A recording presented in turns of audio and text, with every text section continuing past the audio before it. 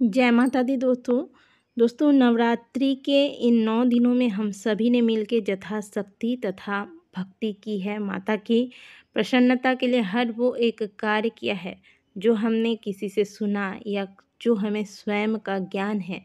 हमने हर वो कार्य किया ताकि माता हम पर प्रसन्न हो। कलश स्थापना के साथ माता के इन नवरात्रों का आरंभ होता है और देखते ही देखते 9वीं तिथि पर हवन कन्या पूजन के साथ ही नवरात्रि का समापन होता है। और अब वो समय आ गया है जब हमें माता की विदाई करनी है। कलश स्थापना करना और कलश स्थापना के साथ 9 दिनों तक माता के 9 स्वरूपों की पूजा आराधना करने के बाद हवन कन्या पूजन के बाद कलश विसर्जन के साथ माता की विदाई करना, यह जिस प्रकार से कलश स्थापना एक नियम है उसी प्रकार से इसका विसर्जन भी एक नियम ही है और यह करना बहुत अनिवार्य है। लेकिन इसका मतलब ये नहीं कि माता का विदाई हम नवरात्रि के दौरान करेंगे, लेकिन हमारे मन में माता रानी सदैव विराजमान रहेंगी। तो चलिए आज के वीडियो में हम आपको बताएंगे कि नवरात्रि का विसर्जन आपको कब करना है, पारण किस दिन करना है, कलश किस दिन हिलाना है और पूजा में जो जो चीज़ें आपने जैसे आपने 9 ग्रहों का निर्माण किया था तो उन चावल और सुपारियों का क्या करना है, अखंड जोत में जो बाती रह गई है, तेल रह गया है उसका क्या करना है, कलश पर जो नारियल है उसका क्या करना है, चौकी कब हटानी है, माता की फ़ोटो या मूर्ति है तो उसका क्या करना है, चुनरी जो आपने माता को लगाया था चढ़ाया था उसका क्या करना है, जवारे का क्या करना है, ये पूरी जानकारी आज के वीडियो में हम आपको देने वाले हैं। सबसे पहले पारण को लेकर इस बार संशय की स्थिति बनी हुई है क्योंकि 23 अक्टूबर को ही 9वीं तिथि है और इसी दिन 9वीं तिथि समाप्त होकर 10वीं तिथि का आरंभ हो जाएगा। 10वीं तिथि का आरंभ करीब शाम के 5 बजे के कुछ मिनट के आसपास होगा।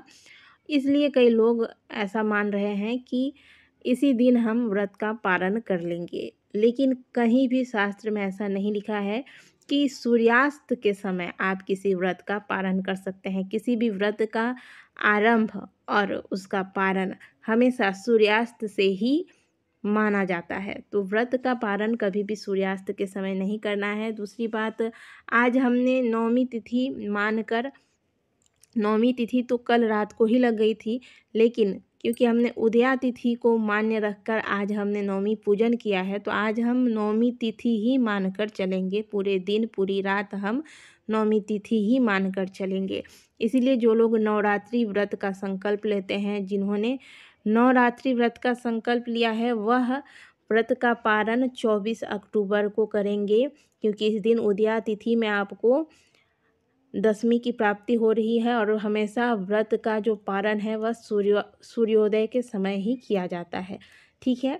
और जो लोग प्रतिपदा पर व्रत रखते हैं और अष्टमी पर व्रत रखते हैं वो व्रत का पारण 9वीं में कर सकते हैं। कन्या पूजन वगैरह अगर आप करते हैं तो पूजन करने के बाद आप व्रत का पारण आज ही कर सकते हैं।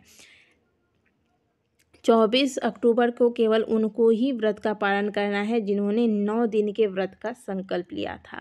यह बात क्लियर हो गई कि 10वीं तिथि लगने के बाद भी आज आप पारण नहीं कर सकते क्योंकि सूर्यास्त के समय पारण का विधान शास्त्रों में वर्जित है। अब बात करें कलश विसर्जन की, तो कलश विसर्जन को लेकर यही नियम है कि 9वीं तिथि में ही कलश को हिला दिया जाता है। जैसे आपने प्रातःकाल माता को खोइचा, बहुत से लोग अष्टमी को भरते हैं, बहुत से लोग 9वीं को भरते हैं, तो अगर आपने 9वीं को खोइचा भरा है, माता को हलवा पूरी चना वगैरह का भोग लगा दिया, हवन कर लिया, कन्या पूजन कर लिया, ये सारे कार्य करने के बाद अब आपको कलश को थोड़ा सा हिला देना है। माता की चौकी को भी थोड़ा सा हिला देंगे और इस प्रकार से आपका कलश विसर्जन होगा। 9वीं तिथि में ही कलश को हिलाना है, तो 23 अक्टूबर को 5 बजे से पहले आप कलश अवश्य हिला लीजिएगा, इस बात का ध्यान रखें। ठीक है, केवल कलश हिलाना है, बाकी चीज़ों को आज नहीं हटाना है।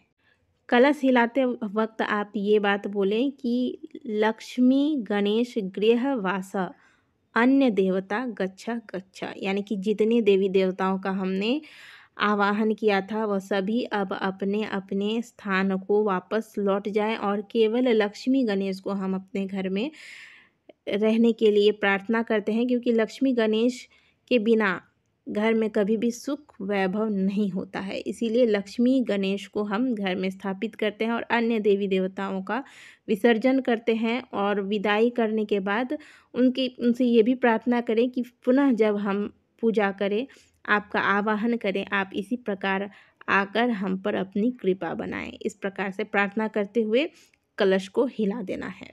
अगले दिन 24 अक्टूबर को मंगलवार है और मंगलवार को बेटी की विदाई नहीं की जाती है और माता रानी हमारे द्वार पर आई हैं। माता का विदाई हम मंगलवार को कैसे करेंगे, तो आपको क्या करना है, 24 अक्टूबर को प्रातःकाल अंधेरा अंधेरा जब रहे, यानी कि 4 बजे करीब ही आप उठ जाइए, स्नान कर लीजिए, माता को सिंदूर लगाएं, कुछ मीठा माता को अवश्य अर्पित करें, पान का बीड़ा माता को आज के दिन अर्पित करें। और इसके बाद ये बंगाल में, हमारे यहाँ बंगाल में सिंदूर खेला कहते हैं इसे, तो पंडाल में तो आप जब करेंगे, लेकिन घर में आपको ये कार्य कर लेना है। सुबह सुबह आप माता के आगे एक पान का बीड़ा रख दें, माता को आप सिंदूर चढ़ाएं, माता के सामने थोड़ा सा कुछ मीठा अवश्य अर्पित करें।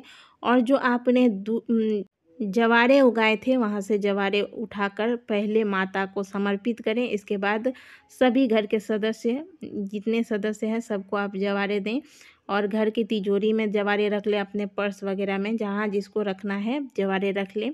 अब माता के कलश को आप उठाएंगे, कलश का जल पूरे घर में आप छिड़क दीजिएगा और जो बाकी जल बच जाता है इसे आप या तो किसी सीसी में भर के रख सकते हैं, कभी आपके प्रयोग में आ जाए घर की शुद्धिकरण वगैरह के लिए, नहीं तो आप इसे किसी गमले में डाल दें।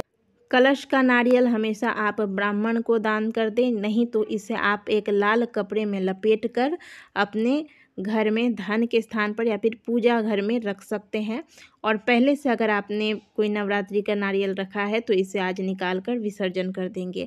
और जो 9 ग्रहों का आपने निर्माण किया है तो इनके चावलों को एक जगह इकट्ठा करके आप निकाल लें। जो सुपारी है वह सभी सुपारी निकाल कर आपको या तो आप ब्राह्मण को दे दीजिएगा या तो इसका विसर्जन कर दीजिएगा। साथ में जो आपने अष्टदल कमल बनाया था वह भी चावल आप निकाल लें। इन सभी चावलों को आप या तो चिड़िया पंछियों को खिला दें या तो सबका विसर्जन कर देंगे। और आपने जो चौकी पर लाल कपड़ा बिछाया था, यह लाल कपड़ा उठाकर आप रख दें। अगली बार चैत्र नवरात्रि में आप चाहें तो इसका भी प्रयोग कर सकते हैं, या फिर प्रतिदिन की पूजा में, माता की पूजा अगर आप प्रतिदिन करते हैं तो माता की पूजा में प्रतिदिन आप इसका प्रयोग कर सकते हैं। माता रानी की फ़ोटो उठाकर आप पहले पूजा स्थान में जहाँ पर नित्य निरंतर रखते हैं प्रतिदिन, उस स्थान पर स्थापित कर दें। सभी लोगों ने जवारे ले लिए होंगे। इसके बाद ये जितना जवारा बच गया है आप इन सब को उठाकर एक पात्र में भर लीजिए, एक प्लास्टिक या फिर एक बैग में भर के रख लीजिए। पूजा की जितनी भी फूल वगैरह है, इतने दिनों तक आपने जो भी माला, कलश में माला, पल्लव वगैरह रखा था, वह सभी आप एक जगह एक बैग में भर के रख लीजिए। कलश में जो आपने सिक्का और सुपारी और हल्दी की गांठ रखी थी, इसे आप एक पोटली बनाकर अपने घर के तिजोरी में रख सकते हैं। और पहले से अगर आपने रखा हुआ है पिछले नवरात्रि का तो उसे निकाल कर इस बार आप विसर्जित कर दीजिएगा, ठीक है। इस प्रकार से इन चीज़ों को आप, जो चीज़ें आपको रखने वाली चीज़ें हैं मैंने आपको बता दी। कलश से सिक्का, सुपारी और हल्दी की गांठ निकाल कर पोटली बनाकर घर में रख लें। तिजोरी वाले स्थान पर नारियल को लाल कपड़े में लपेट कर रख लें या फिर ब्राह्मण को दान कर दें। फल वगैरह आपने चढ़ाया है तो आप उसे स्वयं भी ग्रहण कर सकते हैं या फिर चाहें तो पंडित जी को दान कर सकते हैं। और जितने भी नवग्रह वगैरह इतने दिनों में आपने जो भी दक्षिणा वगैरह चढ़ाए होंगे वो सभी पंडित जी को दे दीजिएगा। और 9 ग्रहों की जो आपने स्थापना की थी, चावल वगैरह सब, जितने चावल, पुष्प, बेलपत्र, पान के पत्ते वगैरह जो भी है सब इकट्ठा करके एक बैग में भर लीजिए। अब आप दिन में जब समय आपको मिले जाकर इसका विसर्जन किसी बहती नदी में कराइए। अखंड ज्योत जब तक जल रही है जलने दीजिएगा, इसे खुद से मत बुझाइएगा। जब यह जलकर ठंडा हो जाए तो इसकी बाती को भी आप विसर्जित कर दीजिएगा या फिर किसी गमले में डाल दीजिएगा। अगर किसी धातु की दीपक आपने प्रयोग किया है तो इसे साफ करके रख लीजिए। और अगर मिट्टी का है तो इसका भी विसर्जन कर दीजिए। कलश अगर मिट्टी का है तो कलश का भी विसर्जन होगा। अगर धातु का है तो धातु का कलश आप पुनः साफ करके प्रयोग में ला सकते हैं। इस प्रकार से आपको विसर्जन करना है। पारण का समय हमने आपको बता दिया। पारण आपको 24 अक्टूबर को ही करना है। और 24 अक्टूबर को पारण का कोई शुभ मुहूर्त बोलकर कुछ नहीं है। दसवीं तिथि आपको 24 अक्टूबर को प्रातःकाल ही प्राप्त हो रही है। प्रातःकाल पूजा अर्चना करने के बाद, विसर्जन करने के बाद आप जब मर्जी तब पारण कर सकते हैं। वीडियो को यहीं समाप्त करती हूँ। वीडियो अगर अच्छी लगी है तो वीडियो को लाइक कीजिएगा। कमेंट बॉक्स में जय माता दी अवश्य लिखिएगा।